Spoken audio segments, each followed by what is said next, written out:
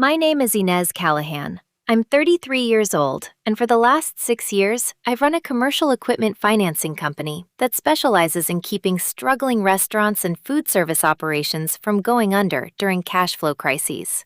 4 months ago, a loan application crossed my desk from a regional diner chain drowning in debt, seeking emergency refinancing before a predatory leaseback firm could seize their kitchen equipment and force a fire sale. I read the business name twice before I let myself believe it. Callahan's Diners, 4 locations, founded by my own father, currently run into the ground by my golden boy older brother Patrick, the same family that spent 17 years calling me the problem child at every holiday table I was still occasionally invited to. Here's what none of them knew when that application landed on my desk. They had applied for emergency financing through a corporate entity called Meridian Kitchen Capital, a company I founded from a folding table in a storage unit 9 years ago. And by the time that application reached me personally, I was the only realistic source of funding standing between my family's business and total collapse. What I decided to do with that fact, and what I chose not to do with it, is the actual story. And it started 3 weeks later at a Thanksgiving table where my father, not knowing what sat unsigned in my briefcase in the other room, called me a failure one more time in front of relatives who'd been saying it right along with him for 17 years. Welcome back to Simply Spite, where family secrets come to light and quiet people finally speak. If you've ever been written off by the people who were supposed to believe in you first, this one is for you. Drop a comment and subscribe, because what happens at that Thanksgiving table is only the second most surprising thing in this story. I need to take you back to who I actually was at 17, because the version of me my family still describes at holidays isn't a person, it's a caricature they built out of convenience and never once bothered to update. I have dyslexia, and what a doctor eventually diagnosed at 26 as ADHD. Neither of which anyone in my family considered relevant information when I was struggling through high school, because in my house, struggling had exactly one explanation: laziness. My older brother Patrick sailed through school with grades that came easily to him, took over managing the flagship diner location at 22 without ever once being asked whether he actually wanted that life, and became, from the moment I can remember, the fixed point everyone else in the family measured themselves against, including me, though nobody ever measured me favorably. I dropped out of culinary school at 19, 6 months in, not because I didn't love food, I did, desperately, but because the program moved through written material faster than I could process it, and nobody there had the patience or training to notice that the problem wasn't effort. My father found out over a phone call I still remember almost word for word. He didn't ask why. He asked what he'd done to raise a quitter, and then told my mother, loud enough for me to hear through the receiver, that he'd known, somehow, since I was small, that I'd end up disappointing everyone eventually. I was 19 years old, alone in a dorm room I was packing up that same week. And that phone call became the sentence my entire extended family repeated in one form or another for the next 14 years. There's a specific detail from the semester before I dropped out that I still think about often. A professor who ran a 2-week module on knife skills and plating, entirely visual and hands-on. No written exams, no dense reading packets, and I finished at the top of that module. The only time in 6 months I remember feeling like the material and my brain were actually built for the same shape. I asked that professor, near the end of the module, whether more of the program could be structured that way, and she told me, not unkindly, that the written coursework was simply how professional kitchens tested knowledge, and that I'd need to find a way to adapt if I wanted to succeed in the industry. I believed her completely at 19. It took me nearly a decade to understand that entire industries, not just one struggling teenager, sometimes build their gates around the wrong kind of proof. The years after that were genuinely hard, and I want to be honest about them rather than skip straight to the redemption part, because the hard years are the actual reason the redemption means anything at all. I worked a string of restaurant jobs, warehouse jobs, delivery jobs, moved apartments 6 times in 4 years, and spent 2 winters couch surfing between friends when rent outpaced whatever I was making that month. My family heard about almost none of this in real time, because by then, I'd stopped calling home with updates that only ever got received as further proof of the story they'd already decided about me. I want to describe one specific winter from that period, because it's the memory I return to most when I need to remember exactly how far the distance between us actually stretched. I was 22, sleeping on a friend's couch in a 1-bedroom apartment she shared with 2 roommates, working a closing shift at a diner that paid slightly above minimum wage, and I got the flu badly enough that I missed 4 consecutive shifts, which meant 4 days without pay in a month where I was already short on rent. I called my mother that week, the first call in almost 5 months, not to ask for money, just because I was sick and scared and 22 and wanted badly to hear a voice that had known me before any of this. She asked within the first 2 minutes of that call whether I'd thought any more about maybe trying school again. And when I told her, honestly, that I was just calling because I felt awful and wanted to talk to my mom, she said she had to go. Dinner was almost ready, and we could talk another time. We didn't talk again for another 4 months. My grandmother, my father's mother, was the one exception, the only person in that family who called me every single week, regardless of what I had or hadn't accomplished that month, and who mailed me, on my 21st birthday, a battered cast iron skillet that had belonged to her own mother, with a note that said simply, "This pan doesn't care what anyone else thinks of you. It just wants to be used well. So do you." I still have that skillet. I still use it every week. I'll get back to it. The actual turn started at 24, working the loading dock at a commercial kitchen supply distributor, the kind of job nobody in my family would have counted as a career. I was good at it in a way that surprised me, not because the work was complicated, but because I understood, from the inside, exactly what small restaurant owners were actually panicking about when their walk-in cooler failed 2 days before a health inspection, or their fryer died during a Friday dinner rush. Because I'd lived close enough to that exact financial edge myself for years. I started noticing at that job how often small operators got trapped by predatory equipment lease terms, balloon payments disguised as manageable monthly costs, contracts written specifically to be misunderstood by someone drowning too deep in a cash flow crisis to read the fine print carefully. I started, on nights and weekends, teaching myself the actual financing side of the industry, not because I had a plan, but because understanding something completely has always been the one form of control my dyslexia never took away from me. Given enough time and no deadline pressure, I read anything. I founded Meridian Kitchen Capital at 28, with $11,000 of savings, a business plan I dictated into a phone app because typing long documents still exhausts me in a way most people don't understand, and a single founding principle that came directly out of every predatory lease I'd watched wreck a small restaurant owner over 4 years on that loading dock. Fair terms, explained in plain language, with a real person willing to walk a panicking owner through exactly what they were signing before they signed it. I did not tell my family I'd started a company. By that point, honestly, I'd mostly stopped telling my family anything at all, not out of spite, but because every piece of good news I'd ever offered them over the previous decade had been met with polite disbelief that somehow felt worse than the criticism ever had. The first 2 years of Meridian were the hardest work I've ever done, harder even than the couch surfing years, because this time, the stakes belonged entirely to me, rather than simply to survival.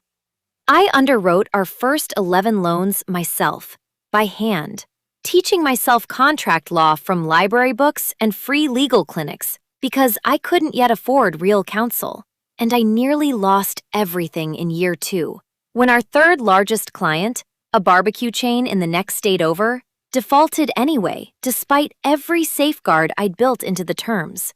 A loss that ate almost a third of our remaining capital in a single quarter.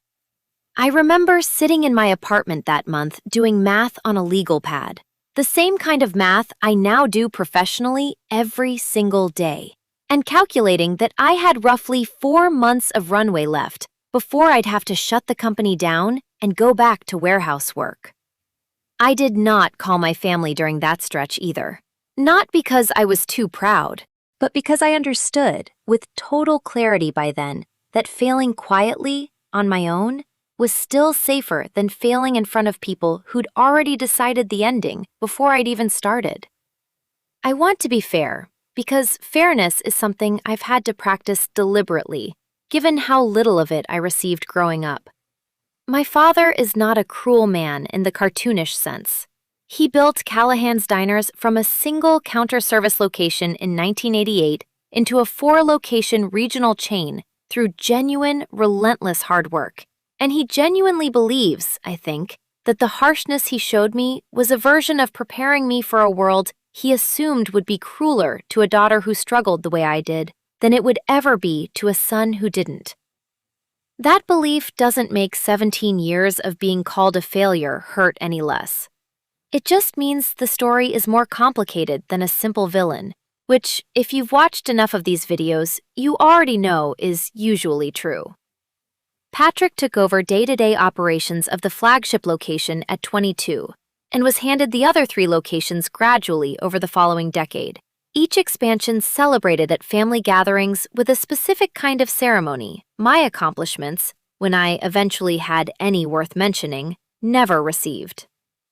I found out, entirely by accident, 3 years after founding Meridian, that Patrick had actually been quietly struggling for years, expanding the chain faster than the cash flow could reasonably support, refinancing against increasingly thin margins, and papering over widening losses with a series of short-term loans that each solved one quarter's problem while making the next quarter's problem measurably worse. Nobody in my family mentioned any of this to me, because by then, financial struggle wasn't a topic anyone discussed with the family failure, even though the family failure had, by that point, quietly built a company whose entire specialty was solving exactly the kind of crisis Patrick was slowly drowning in. The application landed on my desk on a Tuesday in September, routed through my company's standard intake process the way every application does, reviewed initially by an underwriting associate before escalating, per our internal protocol, to me directly for any request above a certain threshold. Callahan's Diners, LLC, 4 locations, seeking an emergency refinancing package of $420,000, secured against commercial kitchen equipment currently 1 payment away from being seized by a leaseback firm with a reputation, in our industry, for stripping distressed restaurants down to bare walls the moment a single payment lapsed. I recognized the business address before I'd even reached the applicant's name. I'd grown up 3 blocks from that flagship location. I had washed dishes there, unpaid, every summer of my adolescence, standing at a sink my father insisted built character. I sat with that application for 2 full days before opening the attached financial statements, because some part of me needed to prepare for what I already suspected I'd find inside them. What I found was worse than I'd braced for.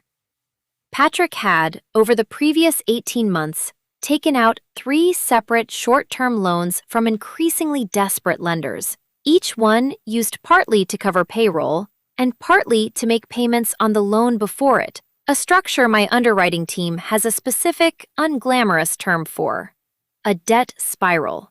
The exact pattern I'd built my entire company around helping small operators avoid before it became terminal. My father's name appeared as a personal guarantor on 2 of the 3 loans, which meant if Callahan's Diners collapsed entirely, he stood to lose not just the business he'd built over 36 years, but the house he and my mother still lived in, pledged as collateral on the largest of the 3 notes. I spent that second night going deeper into the file than my job actually required, reading months of bank statements line by line, and found a pattern that told a more specific story than the raw numbers alone. The spending wasn't reckless in the way I might have expected from a family that had always seemed, from the outside, so certain of its own competence. It was desperate and improvised. A payment moved here to cover a shortfall there. A vendor paid 2 weeks late so payroll could clear on time. The exact financial choreography I recognized instantly because I had performed a version of it myself during my own leanest years, just with far higher stakes attached and far more people depending on the outcome. Somewhere around 1 in the morning, reading a note in the file where Patrick had apparently begged a supplier for a 30-day extension using almost the exact wording I'd once used begging a landlord for the same thing at 23, I stopped seeing my brother as the golden child who'd had it easy and started seeing him, for maybe the first time in either of our lives, as someone. I called Desmond Ruiz, my company's general counsel, and asked him, without explaining the personal connection yet, what our standard protocol required when an applicant's financial picture looked this fragile. He was honest with me, the way he always is. On paper, Inez, this is a decline. The debt-to-revenue ratio alone puts them well outside our normal risk tolerance. And the personal guarantee structure means we'd be underwriting against a house, not just a business, which our investors have specifically told us to avoid since the Hendricks situation last year. I asked him what would happen to the business if we declined, and the leaseback firm currently circling them moved in instead. They'd likely lose the equipment within 30 days, probably close at least 2 of the 4 locations within the quarter, and given the personal guarantee, there's a real chance your father loses the house too, depending on how aggressively the note holder wants to pursue it. I told Desmond the truth that same afternoon, the connection I'd been sitting on for 2 days, and he went quiet in the specific way people go quiet when a straightforward business decision has just become something considerably more complicated. You understand, he said carefully, that recusing yourself is the clean, defensible option here. Let underwriting handle it on the merits, without you in the room, and whatever happens, happens on the numbers alone, not on family history. It was good advice. It was also advice I sat with for exactly 1 night before deciding I couldn't actually take it. Not because I distrusted my own team's judgment, but because I understood something about that application nobody else at my company could possibly understand, which was exactly how much of what looked on paper like reckless overexpansion was actually Patrick, at 22, being handed responsibility for 3 additional locations he'd never once been asked whether he wanted, expanding not out of ambition, but out of the exact same inherited obligation that had shaped both of our entire lives, just aimed in a different direction than mine. I want to describe the 4 days after that conversation honestly, because it's the part of this story I understand least about my own instincts even now. My first serious consideration, sitting with that file at my kitchen table late into the night, was simply declining the application on the merits, cleanly, defensibly, exactly the way Desmond had suggested, and letting whatever happened next happen without my involvement at all. There was something almost appealing about that option, a version of justice that required nothing from me except staying quiet, watching from a distance as the leaseback firm moved in, and finally, after 17 years, forced my family to reckon with a collapse that had nothing to do with me at all. I let myself sit with that fantasy longer than I'm proud of, turning it over at 2 in the morning the way you turn over a stone you already know what's underneath. What moved me off that fantasy wasn't forgiveness arriving on a convenient schedule. It was a name on the payroll list attached to the application, buried 3 pages deep in a spreadsheet nobody at my company would have any reason to read carefully, except me. Rosa Delgado, line cook, 19 years of continuous employment at the flagship location. The same Rosa who used to slip me an extra roll from the kitchen window when I was 17 and skipping family dinners to avoid another lecture. The same Rosa who once told me, quietly, drying dishes beside me on a slow Tuesday night, that she thought I was smarter than anyone in that family gave me credit for. She just wasn't sure anyone had ever actually tested it properly. Rosa was 58 years old, 3 years from a pension that vested at 22 years of service. If Callahan's collapsed, Rosa lost that pension entirely, along with the 11 other employees whose names I recognized on that same payroll list. People who had nothing to do with my father's harshness or my brother's inherited overexpansion.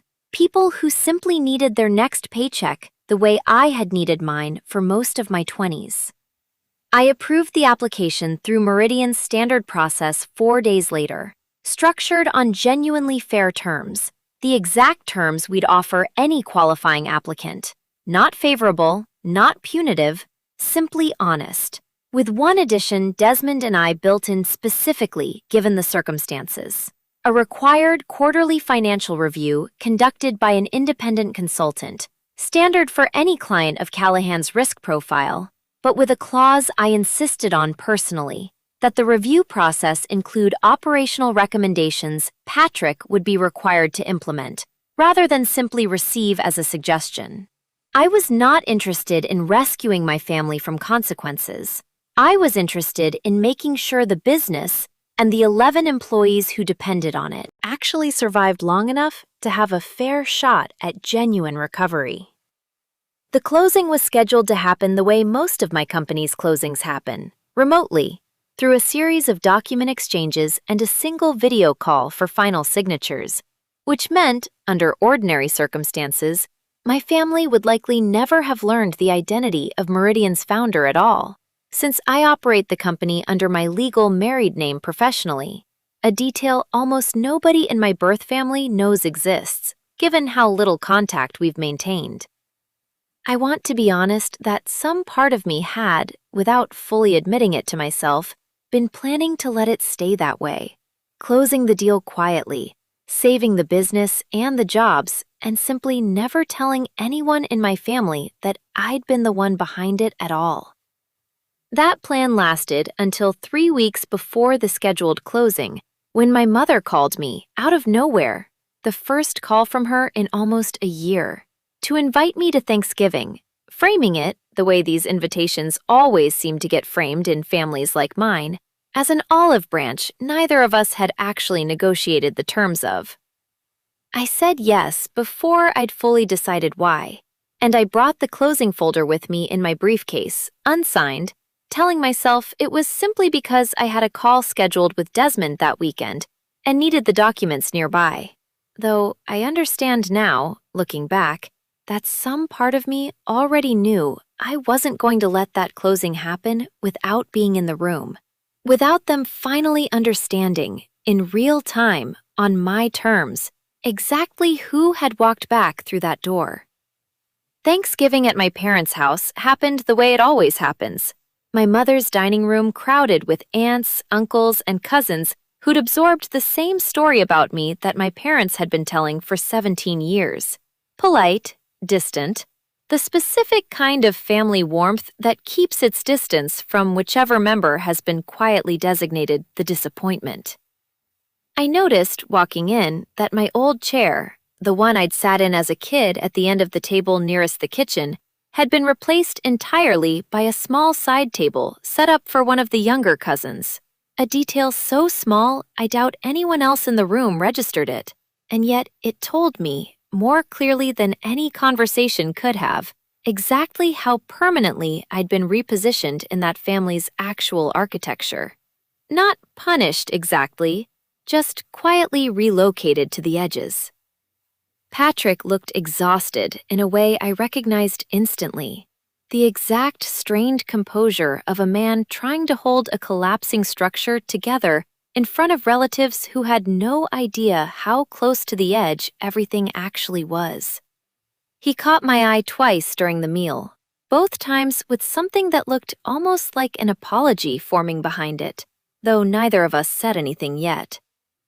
My father, 3 drinks in by the time the turkey came out, made the comment that ended up mattering more than anyone at that table understood in the moment, turning to my Aunt Bev and saying, loudly enough for the whole table to hear, "At least Patrick knows how to run something. Inez here's still finding herself, aren't you, sweetheart?" The exact sentence, in slightly different clothing, I'd been hearing at that table for 17 consecutive years. I felt something specific in that moment I want to name honestly, because it wasn't the raw hurt I might have expected. It was closer to a strange, quiet calm. The same calm I feel walking into a difficult closing meeting at work. The calm of someone who already knows something the room doesn't yet.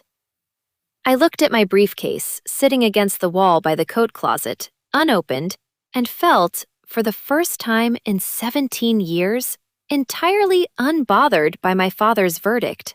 Because I understood, sitting there, that his verdict no longer had any actual power over what was true. I did not raise my voice. I asked my father, calmly, whether he knew the name of the company that was refinancing Callahan's Diners the following week. The table went quiet in the specific way rooms go quiet when a question doesn't fit the conversation everyone thought they were having. Patrick's face changed first, a slow, dawning recalculation, because Patrick, unlike our father, had actually read the closing documents carefully and had, I would learn later that night, spent the better part of a week quietly wondering about the coincidence of a company called Meridian Kitchen Capital, run by someone with my exact date of birth listed on a public filing he'd stumbled across during his own due diligence. "It's you," he said, not as a question, and I watched my father's face do something I had genuinely never seen it do in 33 years. The specific flicker of a man realizing the room had already been read before he'd finished insulting the person sitting in it. I set the folder on the table, unopened, and told them plainly what it contained. $420,000 in emergency refinancing, structured on fair terms, standing between Callahan's Diners and a leaseback firm that would have stripped the business down to bare walls within 30 days. Approved by a company I founded 9 years ago from a folding table in a storage unit, the same 9 years my family had spent describing me at every holiday table I was still occasionally invited to as someone still finding herself.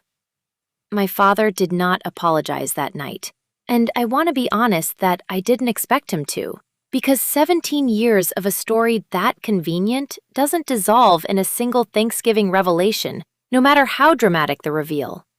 Here is the part I need to be honest with you about, because it's the part of this story I'm least proud of and most changed by. For the 4 days between that Thanksgiving dinner and the scheduled closing, I genuinely considered walking away from the deal entirely, letting the leaseback firm move in exactly the way it would have without my involvement, because some old, exhausted, 17-year-old part of me wanted my father to lose everything, specifically because he'd had the nerve to call me a failure one more time with the folder that would save him sitting 6 feet away in my briefcase the entire time. I drafted, in my head, at 2 a.m. in my own kitchen, a version of this story where I let the whole thing collapse, publicly, spectacularly, exactly when it would hurt him most. I want to describe one specific hour from those 4 days, because it's the clearest window into what I was actually carrying underneath years of hard-won composure. I sat at my kitchen table with the closing folder open in front of me, my grandmother's skillet still on the stove from dinner, and I drafted an email to Desmond 3 separate times, instructing him to withdraw Meridian's approval entirely, citing risk concerns we could easily justify on paper, even though both of us would have known the real reason. I got as far as attaching the withdrawal letter template before I stopped, staring at my own cursor for a long time, thinking about the version of myself who used to sit in dorm rooms and diner break rooms, rehearsing exactly this kind of righteous collapse in her head, and understanding, finally, that actually executing it wouldn't feel like the vindication 17-year-old me had always imagined. It would just feel like becoming the kind of person who used real power to hurt people the way it had once been used on her. What stopped me wasn't my father at all.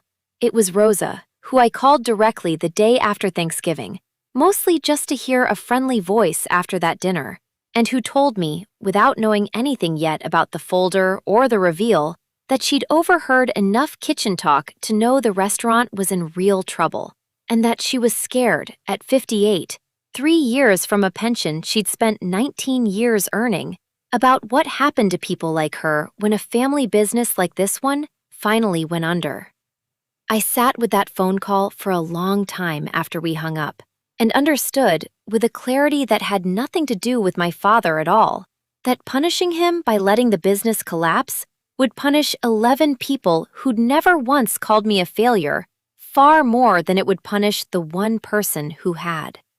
The closing happened on schedule, in person this time, at my company's actual office rather than remotely, because I wanted my father and Patrick to see, with their own eyes, the operation I'd built, the team I employed, the actual scale of what 17 years of being called a failure had quietly produced, while nobody in that family was paying attention. My father barely spoke during the meeting itself, signing where Desmond indicated, reading the terms carefully for what I suspect was the first time he'd ever read a financial document that closely in his life, given how much of Callahan's previous debt spiral had clearly happened without his full understanding of what he was actually signing. Here is the honest accounting, because you've earned it. Callahan's Diners refinanced successfully, kept all 4 locations open, and retained every employee on that payroll list, including Rosa, who is now 11 months from full pension vesting, rather than 3 years, since the quarterly review process I insisted on has already caught and corrected 2 of the operational inefficiencies that had been quietly bleeding the business dry under Patrick's original, well-intentioned but under-supported management. The independent consultant's first review, delivered 6 weeks after closing, identified a produce vendor contract that had been quietly overcharging the flagship location for nearly 3 years, a correction alone worth almost $40,000 annually once renegotiated, the exact kind of detail an exhausted 22-year-old handed 4 locations all at once never had the bandwidth to catch on his own. Patrick and I talk regularly now, mostly about the business, cautiously about everything else. And he told me on a phone call 2 months ago that he'd spent most of his adult life assuming being the golden child meant he had it easier than I did, and that watching me walk into that closing meeting with more actual command of a financial situation than he'd ever managed to develop himself had forced him to reconsider a version of our childhood he'd never once questioned before. He also told me something I hadn't expected, that he'd once, at 19, quietly looked into transferring out of the family business track our father had built for him into a completely different field, and had never told anyone, because by then, the machinery of expectation around him felt too large to interrupt. We've started meeting for coffee every few weeks now, just the 2 of us, rebuilding something neither of us ever really had the chance to build the first time around, given how thoroughly our childhood sorted us into opposite categories before either of us had any say in it. My mother's reaction to everything has been quieter than either my father's or Patrick's, mostly small gestures rather than direct conversation. A card in the mail 2 weeks after Thanksgiving, with no explanation attached beyond thinking of you. A photo of me at 9 years old, one I don't remember her ever displaying anywhere in the house growing up, that showed up recently on the refrigerator the one time I visited since. I don't know exactly what any of it means yet, and I've decided not to force an interpretation onto gestures that are, themselves, still finding their own shape. My father has not apologized in any dramatic, complete way, and I've made a kind of peace with the likelihood that he never fully will, at least not in the shape I once imagined wanting. He did, however, 3 weeks after the closing, call me directly for the first time in longer than I can remember, not to discuss the business, but simply to ask, awkwardly, haltingly, whether I'd ever considered that the dyslexia diagnosis I received at 26 might have explained more of my childhood than either of us had understood at the time. It wasn't an apology. It was the first honest question he'd ever asked me instead of a verdict, and I've decided, for now, to let that be the actual beginning of something, rather than measuring it against the ending I once thought I wanted. I still have my grandmother's cast iron skillet. It sits on my own stove now, seasoned dark from 9 years of weekly use, and I think about her note more than almost anything else from that entire period of my life. The one that said, "The pan doesn't care what anyone else thinks of you. It just wants to be used well." I spent 17 years being told, by the people who were supposed to believe in me first, that I was a failure, who couldn't be trusted to run anything. And I spent the following 9 years quietly proving, without an audience, without needing anyone's belief at all, that I could build something substantial enough to eventually hold their entire family legacy in my hands, without them even realizing it was happening. I used to believe that being written off meant I had something to prove. Here's what I know now. You don't actually have to prove anything to the people who wrote you off. You just have to keep building, quietly, on your own terms, until the day arrives, if it ever does, when the people who called you a failure need exactly the thing you became, without their permission or their belief. That day isn't guaranteed to feel like victory when it finally comes. Mine mostly felt like exhaustion and grief for 17 years I can't get back, and a strange, complicated tenderness for a brother who turned out to be as trapped by that family's expectations as I ever was, just in a different, more visible cage. That's my story. One folding table in a storage unit, one cast iron skillet, and a folder that sat unsigned in my briefcase through an entire Thanksgiving dinner before anyone at that table understood what it actually contained. If someone in your life has spent years being called the failure, while someone else got called the golden one, know that the story isn't finished just because everyone else has already decided how it ends. If you're the one who's been written off, take this as your sign to keep building anyway, quietly, on your own terms, whether or not anyone ever ends up needing what you build. Drop a comment telling me what you'd have done with that folder at that table. Hit subscribe, and I'll see you in the next one.